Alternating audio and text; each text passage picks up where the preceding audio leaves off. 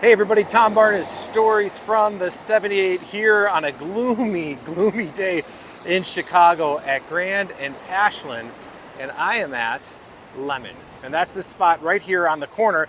It's been here for about a month, and it brings a great opportunity to get out of this nastiness that is the weather here in Chicago in late January or February, and enjoy some old school cocktails made by true professionals. I'm gonna talk to Jeremy, who is keeping the profession alive and the bar set really high. They have an event space, the whole thing now from this story from the 78 in Westtown.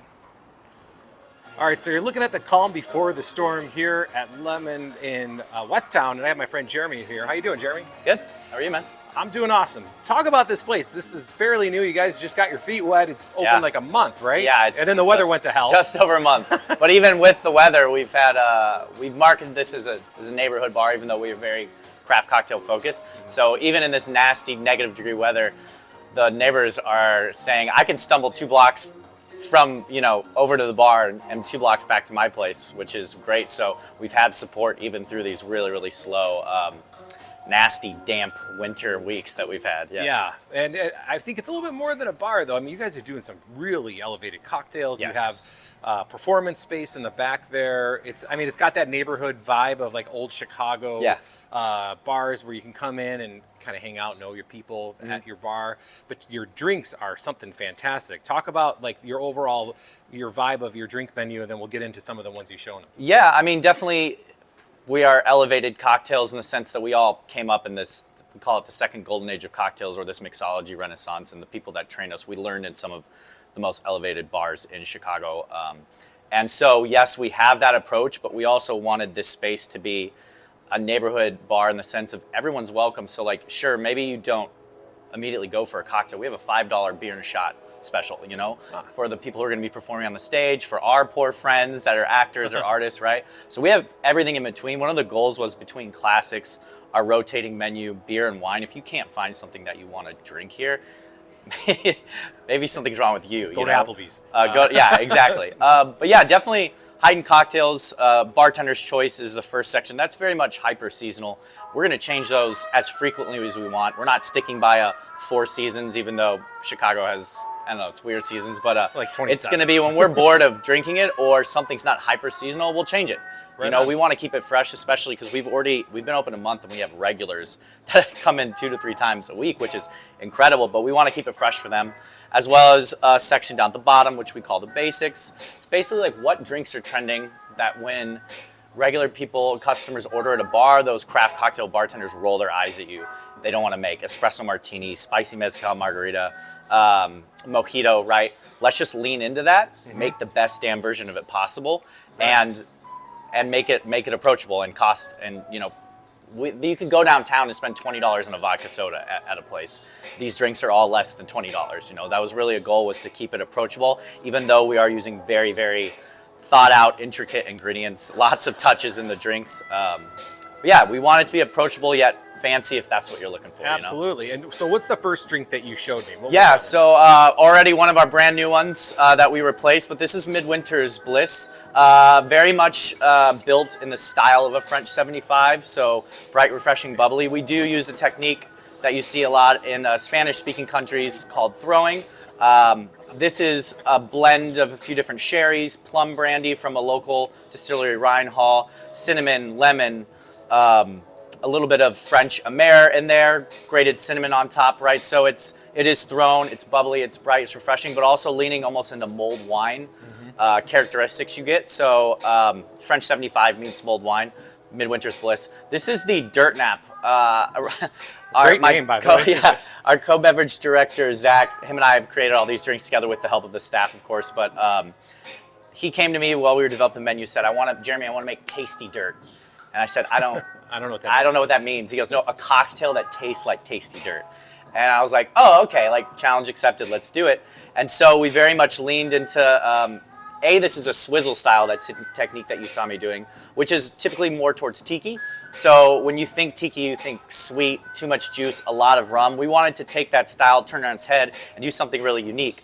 So we immediately knew we wanted to use Sotol. This is Los Magos. It's a fantastic brand. Not only is it one of the few that's cocktail priced, but it's just beautiful, and those notes of like terroir, vegetal, earthy, dirty, and we kind of built the drink in a sense around that. So we used a poppy Amaro for a bit more floral notes, and then an alpine Amaro from Brooklyn called Faccia Alpina. So these herbal, bright, vegetal, piney notes.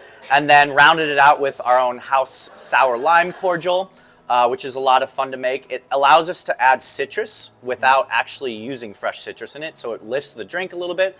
A little bit of Centerbe, which is essentially like Italian chartreuse without the sugar and very high, so a few dashes of that. 100% dark cacao grated on top and mint, so it very much drinks. In a sense, you think it's drinking tropical because of the style and the crushed ice, Sure. but it has this very dirt-forward, terroir-driven, alpine-y. We didn't think it was going to be as popular as it was because it was definitely a bartender's drink we were leaning into, but it's one of our top sellers, and it's really amazing seeing. And I think that just speaks to the level of like the bar is set for this place, because you said a couple things that I don't even know what it means. Sure. But I know it tastes good. Yeah. And I think that might be a lot of the. I'm not generalizing Chicago. You have your folks who are. This is the hardcore. They love everything that you just talked about, and folks who don't know when they taste it want to learn everything that you're talking about, and that's the bar that you have raised here. No pun intended. Of the drinks that you guys craft. Yeah, I mean, actually, another very big part of the reason we all left to create this bar ourselves, just a bunch of poor bartenders, is education. We were all very fortunate. I speak for myself. I had powerhouse mentors in this industry, and because of the pandemic, not only obviously we lost a lot of some of our favorite bars and restaurants, but also the ones that used to be the best are just, I don't know, they're fine. They're doing what they're doing. And we really want to bring back the education for the next generation. It's weird to think that we're in the spot now where we're training people, but we had it so easy. But all these legends in the Chicago industry, pandemic hit, they went to what they went to school for, or they became brand reps, or took the next step in their career. And so it's up to us and other bartenders in the city to essentially train the next generation, because at this point out of the pandemic, it's be like, in interviews, like, do you have hands? Can you do stuff? You're hired, And there's just not that integrity that we had. And the goal of this is to be, in a way, a dojo of like, you want to learn from the basement up what goes into the drinks. The best bartenders were barbacks, or were prep, or had served, or had hosted. So all of our team knows how to do everything in-house is the goal. But yeah, it's very much educational driven with dead classics that we have on the board that we're trying to revive. Some of them are recognizable. A lot of them are very, very deep cuts. And we just want to, once again, it's educating the guests that maybe you have heard of this drink, maybe you haven't, but let's bring sherry back into the forefront. The Absinthe Suissez I'm going to make for you very soon is a cocktail you don't see. We're doing a technique called a flip, which is incorporating a whole egg. Usually you see egg whites, but we have this beautiful milkshake machine, so yeah, I heard about this. Let's do a whole egg in a cocktail, right? It is technique driven. The menu is, we've kind of broken it up to where multiple drinks are swizzled, multiple drinks are thrown, shaken, stirred, a regal stir, like all these different techniques that we believe should be showcased. And so that way, if someone starts with a classic, they like that, we can say, great, we have 2 other drinks on the menu that are the same style, so I can lead you and guide you on that journey, or vice versa. You start on the menu, and we lead you to a classic that you may not know about. Yeah, so let's see that milkshake one that you were talking about. These are the ingredients right here, right? Yes, I got most of the ingredients right here. So typically this drink, a full egg rather than just an egg white. Traditionally the drink is just a drop of orange blossom water or orange flower water, which we're sticking with. It's very, very potent, so really just a touch of that. And then the drink calls for heavy cream, as well as orgeat, which is an almond syrup if you're unfamiliar. So a decent amount of both of those. That's going to be the sweetener in the cocktail. And then creme de menthe and just a lot of absinthe. Now, although that is traditional, we wanted to do something a little bit differently. So what I have in this cheer bottle is essentially a blend of different anise-forward spirits. So that way we're not just attacking with a very, very high-proof absinthe. So we're using Messiah Iraq, which is Lebanese spirits, which is very anise forward. Maleti Anisette is a sweeter liqueur with leaning into those anise flavors. And we blended those in different proportions along with Tempest Fugit Creme de Menthe to kind of almost mellow out that drink in a sense that makes it a little bit more palatable for a normal person. Because a lot of people you find they love or they hate that black licorice or anise flavors. You're legit using a milkshake machine. I love it. I mean, a lot of times, one thing, it's bartender's fatigue. Shaking egg white cocktails or full flips require what we call a dry and a wet shake. So dry shake is we'll have to shake that egg white first without ice, and then you add ice to it and shake it again. So that's just, that's 2 times the shaking for one drink, right? Yeah, it's a lot of time. And you have to have a very, very aggressive shake. This saves our bartenders not only a lot of grief, but also just makes this beautiful, beautiful frothiness and layers, which you can 100% will see here, especially once it starts to separate, which takes a minute or 2. But yeah, that's the Absinthe Suisse. My mentor, Amiki Lad, this is one of the first classics he ever made for me. So the goal was, this is kind of an ode to him. A lot of these drinks on the board are kind of odes to people that were on our journey or just our bartenders as journeys and just like deep cuts. And so this is what I want people to stop by at the end of their night, their dinner, and just have an Absinthe Suisse. It's minty, it's anise forward, it's lush, it's luxurious, and it's just a banger. I like that. In my just opinion, a banger. One of my favorite drinks on the menu, honestly. And you guys have a bunch of different cocktails. These are some of the highlights, of course.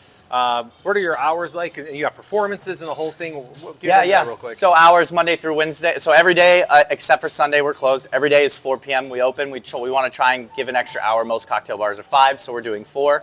Try and get a little bit more of a hit there. And then Monday through Wednesday till midnight. Thursday, Friday, Saturday we're closing at 2 a.m. And yeah, performance. The stage, we're very excited to bring some life to that. We've had a few DJs to start, but very soon it'll be definitely music focused on the forefront. On Fridays and Saturdays we'll have residencies of bands. You can expect to hear jazz or blues or a lot of more ambiance music. And as we kind of figure out who we are along this next year, you're going to see all kinds of performance, whether it's dance, acting, singing, drag, cabaret, variety, right? We all came from performance backgrounds, so the goal is to showcase a lot of local talent, and if it's within reason and we can do it, we want to put it on the stage, like a safe space for any and everyone who wants to perform. Yeah. Love it. And when they come in, they should ask for Jeremy. Yes, yeah, please. All right, I appreciate you taking time to chat with me about this great spot here in Westtown. Thanks. Thank you. Appreciate it. Absolutely. All right, that's the story from the 78 here in Westtown. I just said that, but either way, you got it twice. TomBarneyChicago@gmail.com. If you'd like to shoot me an email or storiesfromthe78.com. Otherwise, come out, see Jeremy and these fantastic drinks he's got going on here.